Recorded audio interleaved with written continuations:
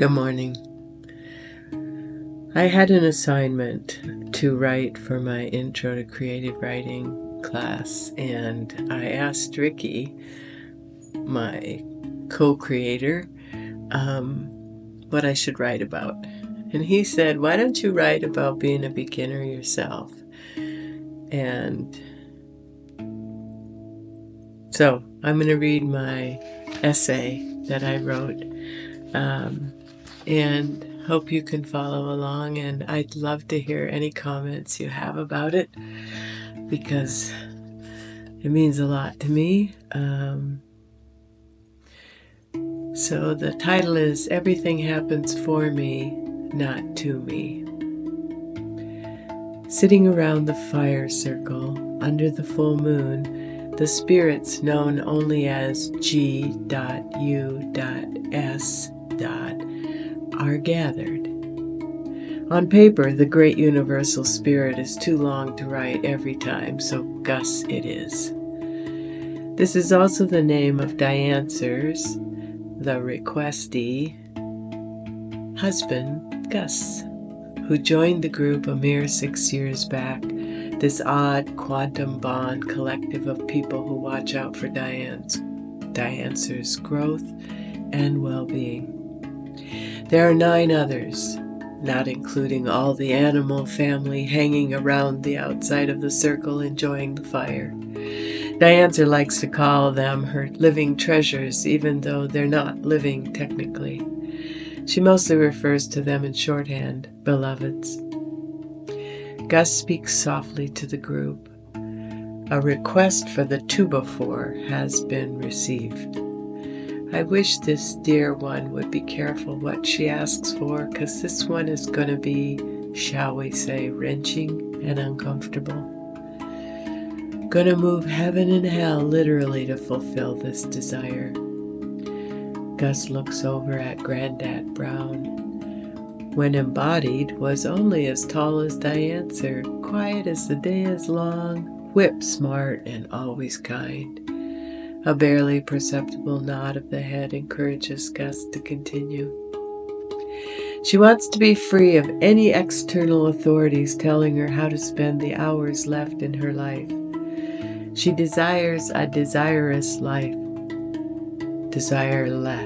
life.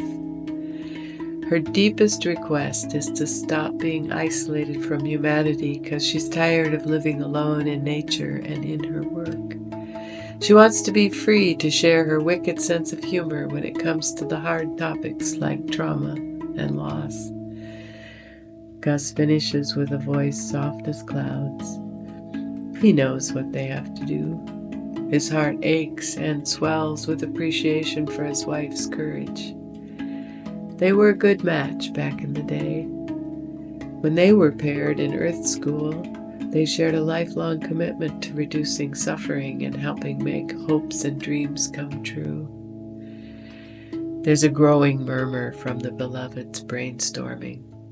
One shouts, she'll have to sell her retreat center. Another speaks, she'll have to stop earning money from the man and shut her current business down. Retire from that which has depleted her and nearly emotionally bankrupt her even now. A third suggestion is voiced. She'll have to move to the center of the city within walking or biking distance so she can be with her many interests with people to be in person and build community with. This will facilitate co-regulation of her nervous system so she can create a new stream of income while she sleeps. The last to speak says she will be free to move her body and follow her massive curiosity, which never extinguishes. We know she wants to practice what I want isn't important here. Thank you, Gus, for modeling that high ideal for which she reaches. She also researched what would it look like for a 72-year-old lady to transcend self. Recall Maslow was researching that himself before he died, and this is the last of the big tasks that Diane has laid out as a desire. The room goes quiet, and so it is, says Gus, haltingly with a choked voice. He whispers to Diancer, "We got you, Punky."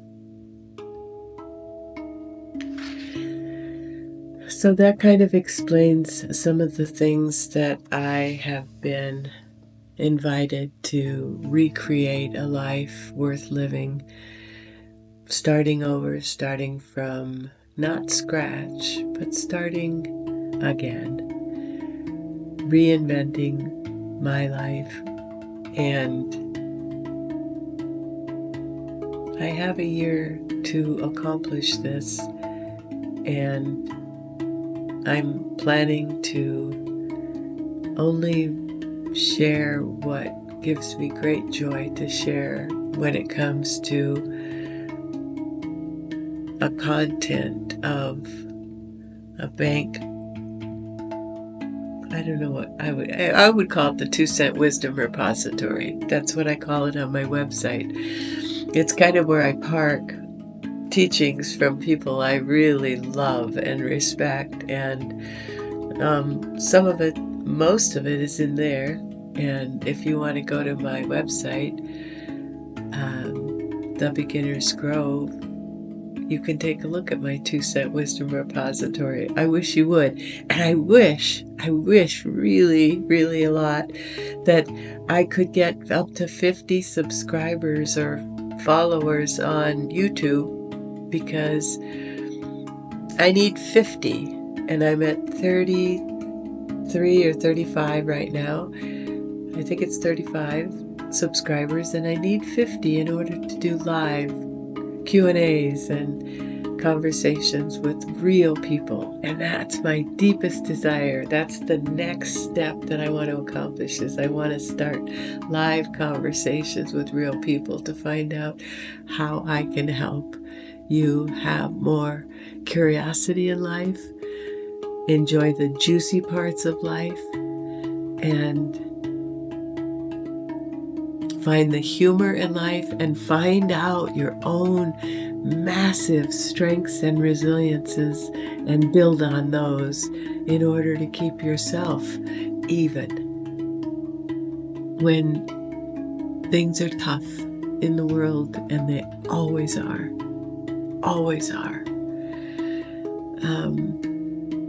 You're better equipped to respond instead of reacting. All right, all my love.